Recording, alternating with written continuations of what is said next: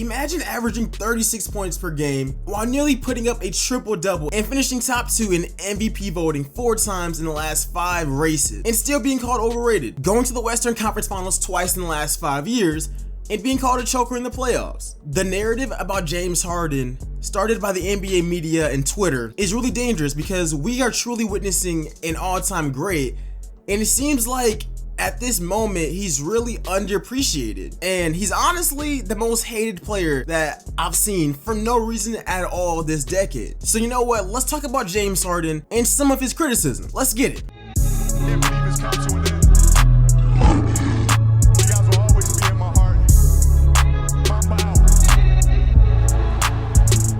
Alright, so what is good, YouTube? It's your boy Legendary EA, and today we're going to be talking about James Harden and some of the top criticisms about him, and just why I feel like at this moment he's being hated on for really no reason. Like, I see these random arguments on Twitter, on ESPN, and it's just James Harden slander out of nowhere. Like, at least with Kevin Durant, I understood it. With LeBron, I understood it. That happened in 2011. Kevin Durant happened in 2016. Those guys leaving their teams and joining super teams, I understood that. But with James Harden, it's really random because the guy really doesn't talk a lot, and I guess his game isn't the most fun to watch, but to just blatantly disregard all the good stuff that he's done is outlandish to me. But anyways, guys, if you guys enjoyed this video, make sure you go ahead and drop a like on it, subscribe, and follow me on Twitter at LegendaryEA, where if you guys want to debate this or talk about it, you guys can just go ahead and at me on there.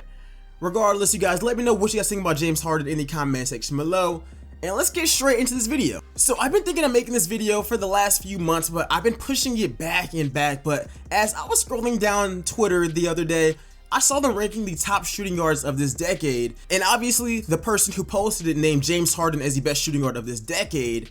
And then I saw a swarm of comments talking about Klay Thompson, Dwayne Wade, and somebody even mentioned Paul George. And then in the comments of that, they were talking about how James Harden isn't even a top 5 shooting guard of all time, naming Michael Jordan and Kobe, which makes sense, and then Dwayne Wade, which at this point that makes sense, but then players like Allen Iverson, Clyde Drexler, and I'm like, hold on, chief. But it really seems like James Harden is being held to a different standard than a lot of these players, and he really gets a loser mentality for just constantly running into the greatest team of all time. I mean, let's look at it. James Harden has lost to the Warriors majority of the time his last 5 years in Houston, and that's a team for during that reign they had 3 to 4 All-Stars every single year. Well, James Harden really only had one, and that was Dwight Howard in 2014. And I know Russell Westbrook was an all-star this season, but playoffs had not started yet because I think that this team is actually going to be really, really good in the playoffs. Regardless, today we're going to be breaking down some of the claims against James Harden and just try to justify it. Yeah.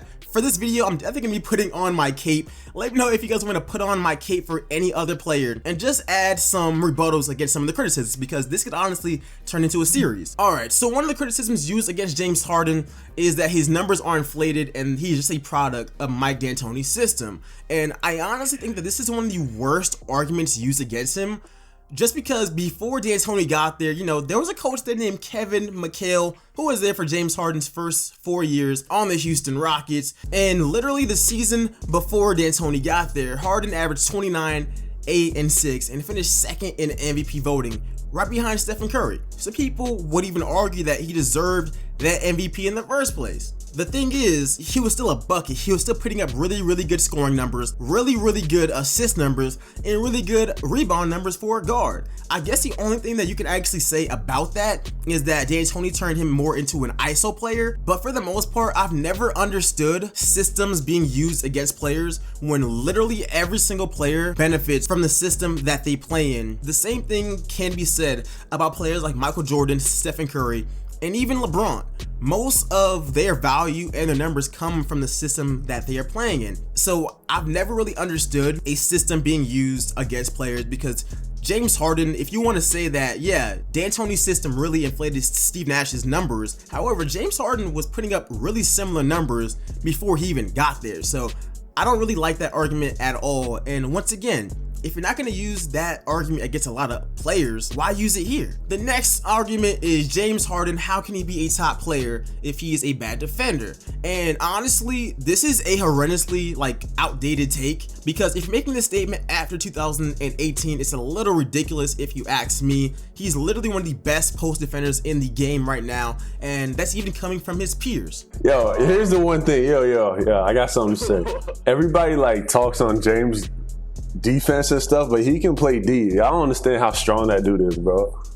I swear. Most of his defensive lapses came early on when D'Antoni got there, and literally he was tasked with carrying this entire team's offense. I mean, literally carrying them. His usage rate was at an all-time high. He was literally carrying them and dragging them to the playoffs. I think most people forget that the year that Russell won that MVP and people started to prop up Houston and Eric Gordon like they were good, this Rockets team was also projected to not make the playoffs, just like the Thunder. And look how good that they actually were that season. Once again, why isn't this defensive take used against players like Stephen Curry and Westbrook his MVP season and LeBron the last few seasons? If we aren't going to use the same argument for every single player, that's just being completely unfair. Another really big narrative is that Harden gets all of his points from free throws. Now look, I gotta be honest, sometimes watching James Harden play basketball, it's not a real fun experience, but I gotta be honest, man. If any NBA player could draw fouls and make them, they would. Giannis and Luka bait for fouls almost half of the game. It's just always not as effective, especially with Giannis. Drawing fouls is a skill set, and matter of fact, a really important one, because literally if you can get to the free throw line whenever you want to, that can come in really handy in close games. However, this is still something used as a negative. However, I think it's a positive, because if I can get fouled and go to the free throw line, why on earth wouldn't I just do that? Just to throw out some stats, even whenever you take out free throws from everyone's points per game, Harden still leads the league in points per game. So it's really irrelevant, because if we still take away his free throws along with everyone else's, he's still putting up over 20 points per game. And the last criticism being he chokes in the playoffs. Alright, so my only question for that is choking putting up bad numbers, or choking just averaging less points than you did during the regular season? Because James Harden's 8 years on the Houston Rockets, he's averaged 29 points per game during the regular season on 44% shooting and 36% from the three. And during the playoffs, he puts up 28 points per game, 42% from the field and 32% from the three-point line. That's not a significant drop off heading into the playoffs. My only thing with this is just naturally during the playoffs, when you are, for the most part, the only all teams start to double team you. Teams start to play you more aggressively than they do during the regular season. I don't really see that that's choking. However, I can agree that sometimes during the playoffs, Harden should have stepped up at those crucial moments, but to make it seem like he's just some kind of unproven choker is kind of ridiculous if you ask me. Think about it. The Rockets have been legit contenders majority of the time since James Harden arrived in Houston. At the end of the day, James Harden is one of the most gifted offensive players in NBA history. And look, I really want us to enjoy the time with all of these legends. I don't like to criticize any players. LeBron, James Harden, Stephen Curry. The criticisms of all these players just don't allow us to enjoy the actual game. I've always said that players like LeBron, Harden, and Westbrook, players that can drag a bad team to the playoffs whenever they want, is something that I really value. However, what do you really expect when they get to the conference finals or the NBA finals and they are taking on a stacked team and their second best player is like Clint Capella? Now, Clint's not bad, but that's a massive drop off when you are facing Curry, Thompson, Durant, and Draymond. You guys, let me know what you guys thought about this video. I definitely put on my cape for this video. I'm not even on cap, y'all. Let me know if you guys want me to cape for a few other players in the comment section below. I really hope you guys enjoyed this video and like it up, and of course subscribe. Let me know what you guys think about James Harden. To me, there's no way that I can name 5 players better than James Harden in the NBA right now. I'm sorry about that, but if you guys are putting Anthony Davis in front of James Harden, that's when I have to criticize you. Like, for somebody being this consistently good over the span of 8 years is ridiculous. Like, I can really only name a few players, and that being LeBron, Durant, Kawhi Leonard, those are the only definitive players that I think are better than James Harden. Giannis has not done it all that long. Stephen Curry has accomplished so much. He's the only like real argument there. And even I feel like him and James Harden are really on the same level. And anyone else, AD has only made the playoffs twice and has literally no accolades at all. I don't know. The way that I judge players is a little bit different because, like I said, I believe are definitively better than James Harden. Those being Bron, KD, and Kawhi. And literally, even the whole Kawhi thing is kind of iffy because if you look at Kawhi's resume, he's only been really good for 4 years. It just feels like it's been such a long time, but he's dominated during that time. He's won 2 championships.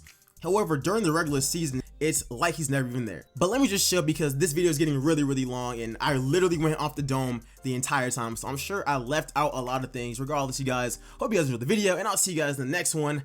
I am out. Peace, y'all.